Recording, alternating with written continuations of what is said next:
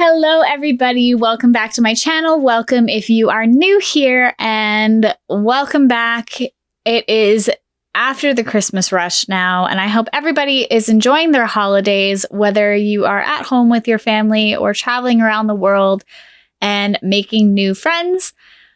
And yeah, today I'm just going to keep this video short and sweet. I'm going to dive in a little bit to spirit animals. And no, I am not talking about, oh my God, Deadpool is my spirit animal. I am talking about true nature, spiritual animals stuff. I can't talk today. This is really hard, apparently. So I'm just going to give like a little bit of an insight into spirit animals, give a little bit of my experiences with spirit animals in real life. And yeah. So the ancient concept of animal guides or spirit animals is particularly Native American. It has started and been developed into other cultures as well. Paganism and Wiccan has picked it up. Mostly in the 1990s. But what this has meant is that it is literally referring to a spiritual guide or a totem that takes the form of an animal to guide you through a certain time in your life, or to let you know that you're on the right path when you're doing something, and just continue to give you the affirmation that you need, or help you in some way. Now, in a lot of cases, you hear stories about people who have been, say, lost in the woods, or they have been injured by themselves, and an animal shows up that is wild and helps them get out of the woods, find their way back to civilization, or somehow helps their wound get better, and there is no explanation for it. This is where a lot of people would believe that it is a spirit animal or a spirit guide coming to help that person in their time of need in whatever it is that is going on. In my personal experience, I have had many interactions with spirit animals, and they're all very surreal. Most of the time, my spirit animal is something very specific. I have had multiple, if not most, of my encounters with a spirit animal being a fox. Now, of course, this isn't always the same fox, but it has been a reoccurring theme throughout my entire life. I used to have a fox that lived, I assume, if it was actually a real fox, lived nearby my house growing up. And this fox, during a very, very hard time in my life, actually used to wait with me at the bus stop for me to go to school.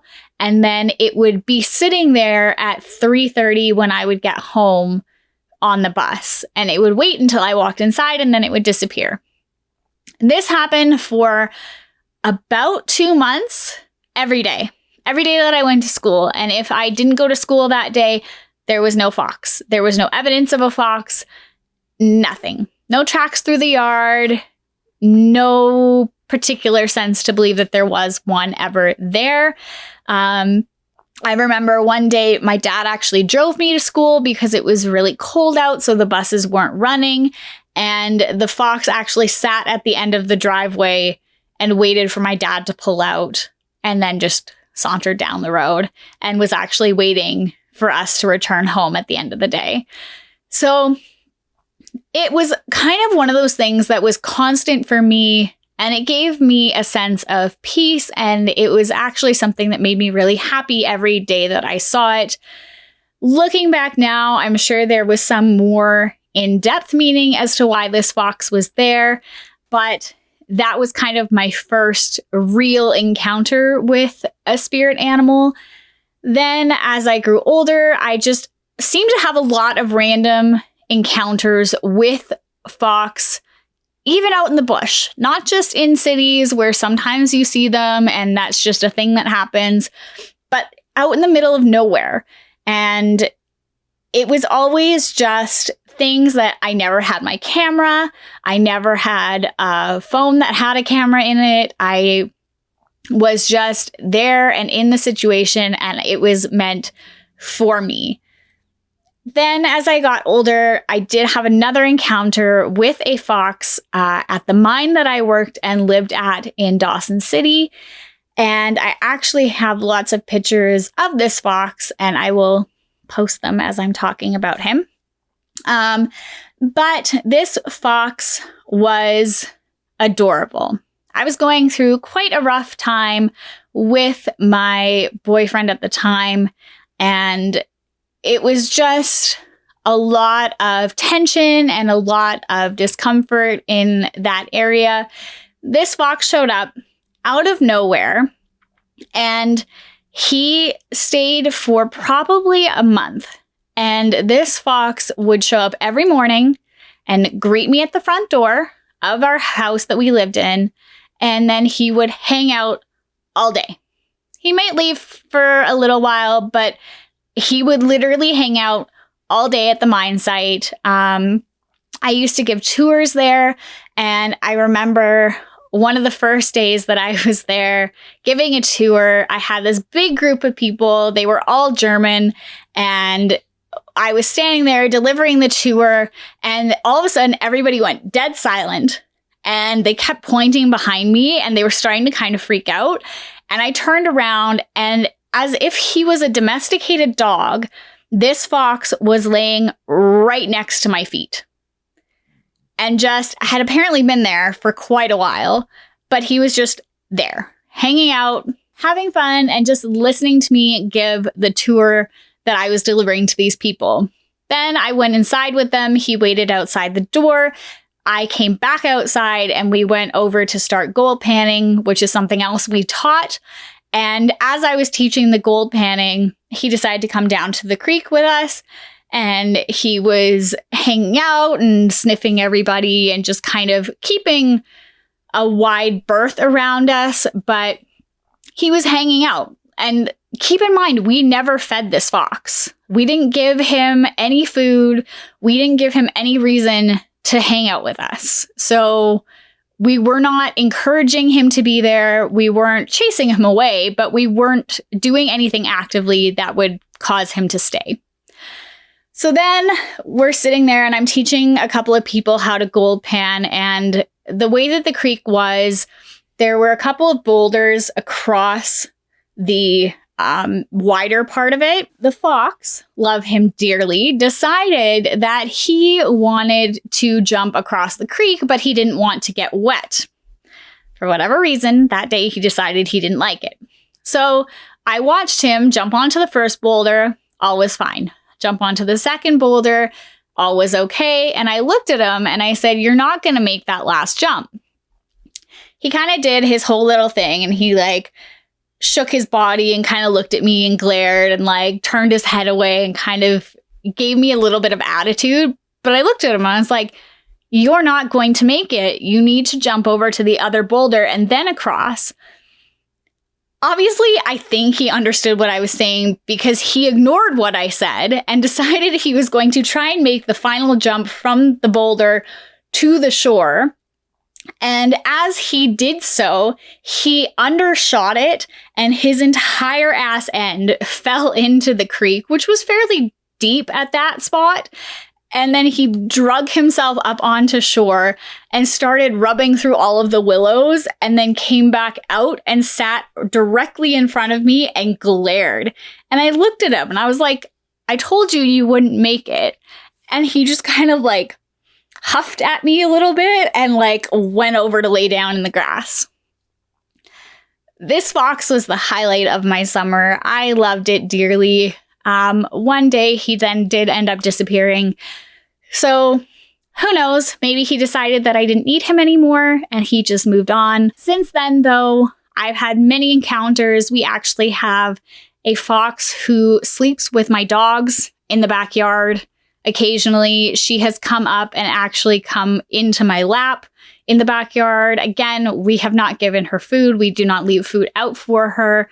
My dogs started leaving food out for her, so I stopped putting food outside for them and just feeding them inside every day. Over the last few years, since I have lived in town, we've had quite a few experiences with Fox. Most notably, actually, a few weeks ago, I am currently teaching one of my friends how to do voice acting and how to do voiceovers. And I went to see her at her house, and we were talking kind of about what we were going to do that day. And I had been questioning a lot at that time whether or not I should be teaching, whether or not I was good enough to be teaching, and if this was the right thing to be doing. And she was trying to encourage me to the fact that this was okay. So was my roommate, but it just wasn't sticking well. And we're standing in her dining room, and we both heard a noise, and we looked outside, and sure enough, a fox was sitting at her back door, had scratched the door to try and get our attention, and then jumped up on the fence line of her porch and just sat there and looked at us for a couple of minutes before walking off and jumping over the fence. That to me was, again, more solidification that I was doing the right thing. So as you can see, it's kind of been a common theme. Every time I'm going through a questioning period in my life, or I'm just having a really hard time, a fox always seems to show up at the right time to let me know that I'm doing okay. Of course, there are many, many quizzes out there now that you can actually do to figure out what your spirit animal is, by answering a whole bunch of questions. But my best advice for all of you is that just be aware. Pay attention to everything that is going on and look at the things that are potentially actually showing themselves throughout your life. If there's an animal that you have felt particularly drawn to, or an animal that you have noticed in your excursions has prominently come up in, whether it's been like in books or in your everyday life, going out for walks, or just things like that. Of course, it's all up for debate. It's all what you make of it. Spirit animals can be one animal. It can be many animals depending on your situation, as they all do mean different things. And yeah, I think it's just up for debate about how people feel and what the situation is that you are needing guidance to go through at that time. I decided to kind of pull it up a little bit and just read out what a fox means. And of course, this is just one person's way of describing it. This isn't necessarily the only way to look at a fox, but it is one thing to think about.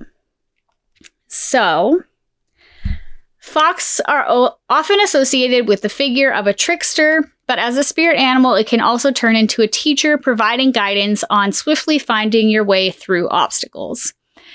If you follow the fox totem, you may be called to use or develop quick thinking and adaptability. Responsive, sometimes cunning, this powerful animal is a great guide when you are facing tricky situations. Like I said, every time this fox seems to show up, it is during a time where I'm constantly questioning myself but need to make a decision quick.